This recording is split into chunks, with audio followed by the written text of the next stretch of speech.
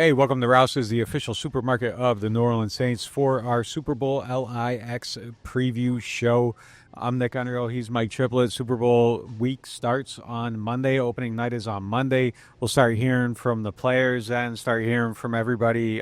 Kellen will obviously be a huge point of emphasis. But before we get into the Saints storylines, what are you looking for from the game? What's LIX? I have no idea. I don't know. Oh, come on. Let's see if you can do it. I don't know. You can't do it? I can't do it. All right, I think it's 59. All right. Well, I before X means 9. We'll have Jeff back there look that up for us. What am I most looking forward to during the game?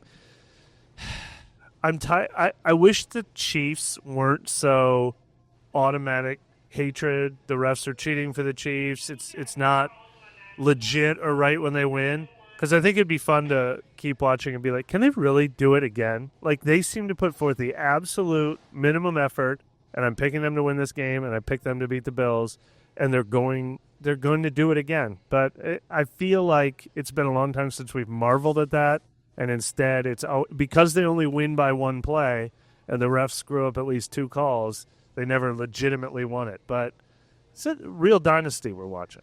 Yeah, I mean, I think part of the thing, too, is that we pay more attention to their games than anybody else's because they are that team, and I think a lot of teams probably get a couple calls here and there. I think the thing that hurts is that Patrick Mahomes, and I'm not mad at him for it. I think he does exactly what he's supposed to do. He's exploiting rules that exist, but he is exploiting the rules to take advantage of them in a way that other people aren't, and it looks kind of crazy. But look, when the Eagles were winning with the tush push, all of a sudden everybody wanted to have meetings about whether the tush push should be outlawed, and then it kind of goes away a little bit. And then, if they're dominating, if they were the team running over the league with that and everybody else wasn't doing it, then we'd be talking about that a little bit. So I think there is a little bit of focus on it. But, look, there are a handful of plays. Like that spot in the last one, you have a guy saying yes to the spot, another guy saying no. They go with the no, so then when it gets reviewed, it gets stuck on the no. Like, if you go with the yes there, that was bad. When it gets reviewed, it's a yes, and I'm positive he got it. Like, there isn't anybody that can tell me he didn't get it. So it's like those things. But how do you feel about them overall? Because I know a lot of people look at them like they're a team that's kind of on the ropes because they're barely winning games or whatever. To me, I think it makes them stronger. Well, I just had this. I just had a 90-minute debate on this with my son. Not you. With my son, who is just like, he kept throwing out the word lucky. Like, he was hitting all these words like these that were like triggering me and making the conversation. They're not lucky. What I said is they put themselves in a position to, I think they're about equal to the Ravens and the Bills and the Eagles. I don't think they're far and away better than them. I don't think they dominate them all. But every time they play a game against any one of those teams, they have a coin flip chance of winning. At best, maybe a 55% chance of winning. I do think them being in 5 out of 6 Super Bowls, while the Bills and the Ravens have been in none, I could see people being upset by that. They're not like 5 or 6 times better than those teams, but they're absolutely either the best or equal to the best team in the league every single year. So I am never, and especially when they end up with home field advantage, they're 1.5 point favorites in this game. They're kind of like always 1.5 point favorites. They never win by 10 or 14, but they're always 1.5 point favorites, and deservedly so. They're pretty good at everything. Does Will? What? Will, yeah. You are going to win an argument. Will's going to have all the data. He's going to have the argument sharpened.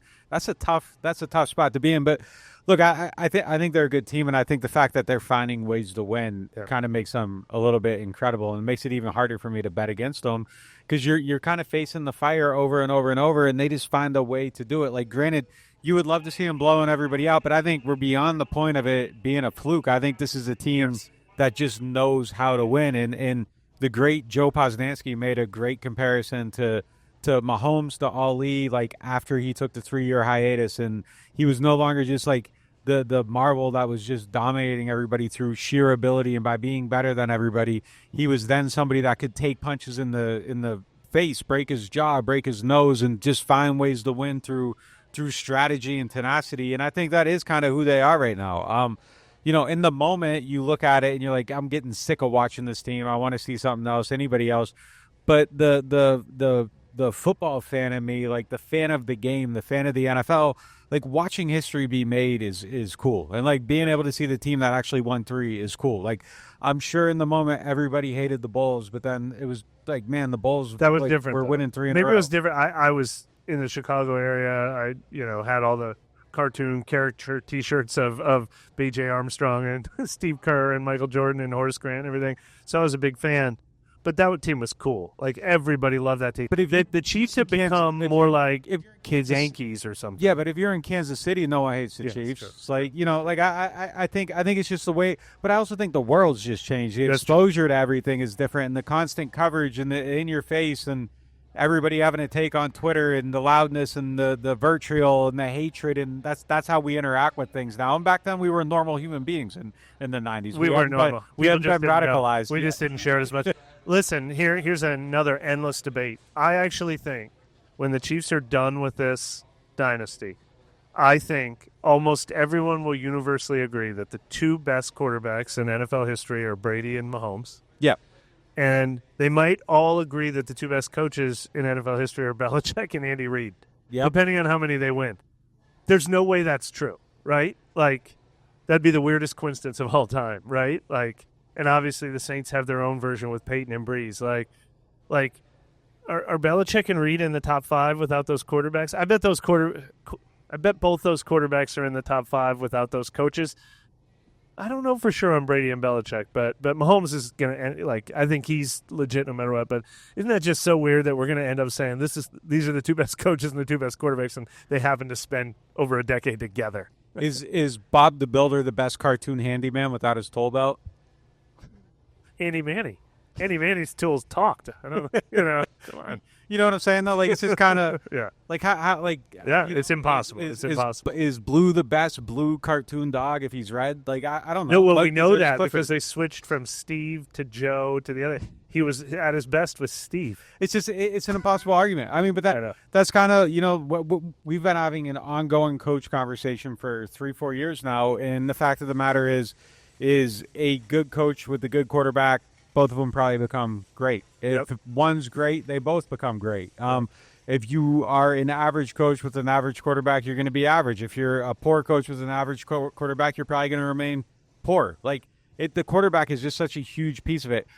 In the case of these ones that, man, I hate, like we're getting into like debate show topics here, almost getting to where I'm about to take this, but if we're parsing it and we have to rank those two off of who they got, I almost feel like Belichick probably did more to make Brady than Reid did to make Mahomes, but I think both of them needed that guy. Is Bill Walsh without Montana? Probably not. Probably not. I mean, Steve Young was also really good too. And I don't know. It's hard to separate it. But it's really interesting when you get that perfect marriage. I think when you get that perfect marriage, it takes Andy Reid from maybe being the 12th best coach all time to like 1 or 2, and Brady and Belichick are the perfect marriage, and it takes them from whatever to both to 1. But to me, it's still Brady and Belichick at the top. But I think when this thing gets done, man, it might be Mahomes. That's my long roundabout way of saying that we can sit here and do analysis for as long as we're going to hear 200,000 hours of analysis about this game and about how the Chiefs aren't really that good and everything. But what is the most basic analysis that every single person does, from the smartest top analyst at the top, at NOF and other networks that are okay, to Joe fan who barely watches any football? Who's their coach and who's their quarterback? And that's why the Chiefs are in their 5th Super Bowl in 6 years, because they've got a coach and a quarterback. Fun fact: there's a dude named Joe Fan that is a TV sports analyst out in the Bay Area. I think he might be in Seattle now. And I don't even know if he still does, but there's a guy named Joe Fan that did it. All right, so going on to the Saints, we're going to hear a lot of talk this week, a lot of focus on Kellen Moore, who we expect to be the next head coach of the Saints if they can get it across the finish line. No hang-ups, no weird stuff happening, no cold feet over the next 10 days. I think it's going to be absolutely fascinating to kind of go into this and start studying it. And me, as a football fan, I'm excited about the idea of just learning something new in this area. It's been the same for a long time. We got teased with the Kubiak thing last year, where it was like, oh, this is going to be awesome, we're going to study the offense, and then by week 5, we're back just into, is the coach getting fired, and all this stuff. It's going to be a somewhat normal football environment for a little bit, but we start that process this week. Number one thing, you go in, first question you can ask somebody on the Eagles, what is it, and who is it? Well, with him, what's different with Kubiak, I think we knew exactly what Kubiak was. Like, we knew his offense. We knew the principles of his offense. We knew the origins of his offense. Kellen Moore has been a little bit more adaptable, and that's not to say he doesn't have an offense that's like his own and his own conviction, but that's something I want to learn more. What are the actual principles of Kellen Moore's offense that he believes in no matter what, that he believed in when he had Justin Herbert, that he believes in when he has Dak Prescott, that he believes in when he has Jalen Hurts and Saquon Barkley, because obviously he's shown the ability to adapt around his talent. But I want to learn about like what defines Kellen Moore, and why is half the NFL now like interviewed him for their head coaching jobs over the last 3 years. Everyone sees it in this guy, even though it's a little harder to automatically define than some of those other systems. That was kind of true of Sean Payton too. I mean, we spent a lot of time trying to define exactly what made Payton different than everyone else, because what he did was he took elements of that classic West Coast offense from Bill Walsh and Mike Holmgren and the one Andy Reid came from, John Gruden, his mentor, but he put his own spin on that and obviously adapted it with the guard play, with the rules that allowed his quarterback to throw for 5,000 yards every year. And so I want to learn more about like what traits actually define his offense. For me, like, I'm going to go in and I think I just want to ask all the players, like, tell me something about his leadership. Tell me something he did. How does he command the room? How does he set the meeting? You know, to me, I think that's going to be the biggest thing that defines his success, because we see the X's, we see the O's, we see the offensive philosophies, we see that it works. It's the leadership element, and that's the one thing we don't know about him. And I think if he sinks or swims, it's going to be on that. And granted, I think the Saints, if this is the hire, and it seems like it is going to be the hire, I think they're doing it with their eyes open, and they got to find a way to support him early on in that leadership aspect of it. And I think he's probably somebody that needs a year or two to kind of fully develop and become the fully formed coach that he's going to be. But being able to get there 2 years from now and to become the best version of himself, he has to navigate these early waters. And there's going to be skepticism in those rooms. There's going to be people looking at him. There's people in those rooms that wanted Darren Rizzi in that seat. So he's going to have to win them over. He's going to have to prove to all of them.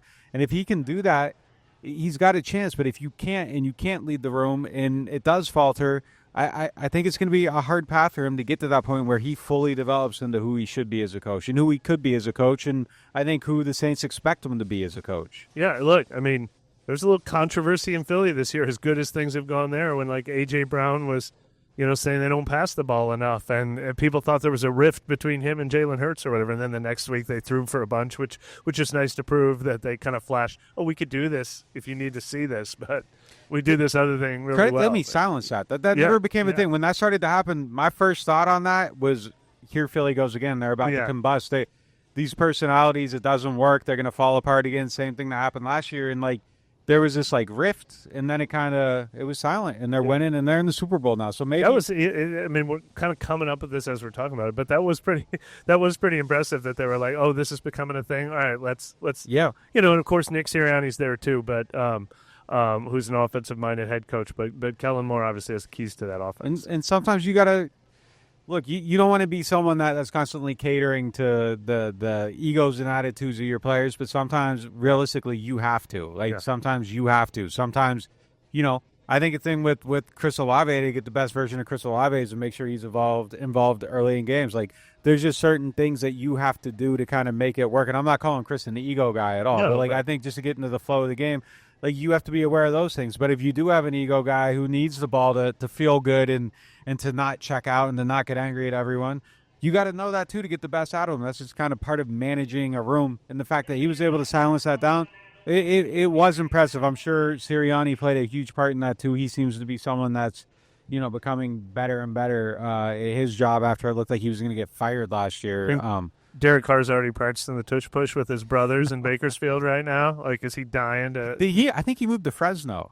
Yeah, well, the family is from Bakersfield. There was like a story about him moving to Fresno. So I don't know. But somewhere they're practicing the tush push, right? Like he wants to. He went. Like, no one else, even Josh Allen, can't master it. So he's going to want to master it, right? I'm sure that he would want that, and you can't let him break his hand again. Like, you got to protect that guy from himself. Last thing here, who's your pick? Who do you think's going to win the game? I'm going to pick the Chiefs. I mean, I think it'll be close. I wouldn't if they were a touchdown favorites, I'd pick the Eagles, but they're 1.5 point favorites. They're probably going to win they're going to be the first team ever in NFL history to win a game by 1.5 points. I think I have to go. I can't. Yeah. It always comes down to the quarterback. It always comes down to the quarterback, and I think they have the best quarterback on the field.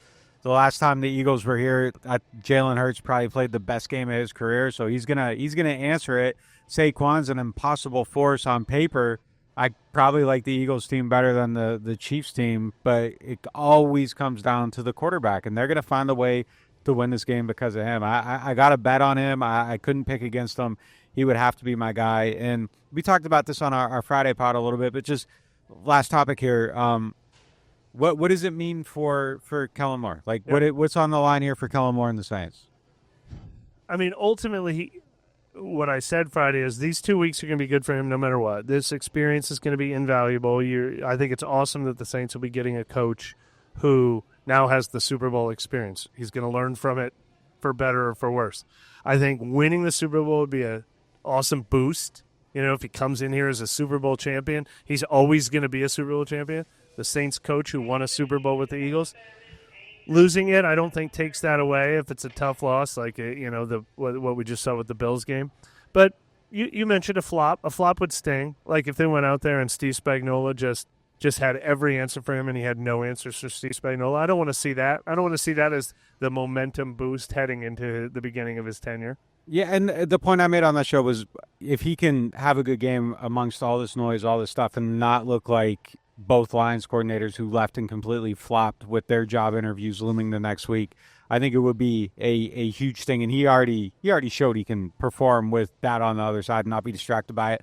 I think he showed a lot, too, that he did his thing on Monday night. Like, all right, I'm going to work Monday, come up here, meet me, we're going to fit this in, and I'm going to be back on Tuesday like nothing ever happened. If he can go in here and have a good performance and answer all the counter punches and everything, it's a huge thing for him. But I think beyond that, look, I'm sure the players are studying and looking at it and all that, but this is a major exposure to a new group of people. And if they see him show up and show out, I think that's a very good first impression to make to everybody when you have their attention. So even beyond the fans and all that, which is extremely, they need something. They need to be healed. And look, you see how quickly people check in and out. Like Aaron Glenn had a great game. Everybody was like, man, Aaron Glenn should be the hire. Then Aaron Glenn had a bad game, and everyone was like, you can't hire a guy that just gave up 38 points on defense. Yeah.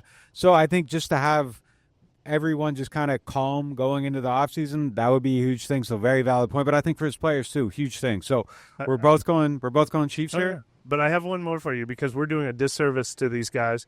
You just mentioned Aaron Glenn. I mentioned Spagnuolo a minute ago. Two former Saints coaches are the defensive coordinators in the game. Are these the two best defensive coordinators in the NFL in this game? Maybe so. Definitely over a stretch of time. Like Spags is definitely at the top of the game right now. Vic Fangio's right up there. Yeah. Vic Fangio's right up there. These guys might have a say in this game, too. Yeah, absolutely. I think it's going to be a good one. Probably won't be better than the halftime performance, so shout out to Kendrick. Thanks for you guys for tuning into this. And if you're going to buy some food for the game, come to Rouses. They got the best deals, the best everything, and they are the official supermarket of the Saints. I'm going to give Rouses one more big credit. Open during winter storm. You remember when we had a winter storm for 3 days? It's already in the 70s. Open during everything. Rouses is the go-to store for everything else is closed. They're going to be open. They proved it again last week. And they should be the go-to store for you. We'll talk to you guys next time. Thanks for tuning in.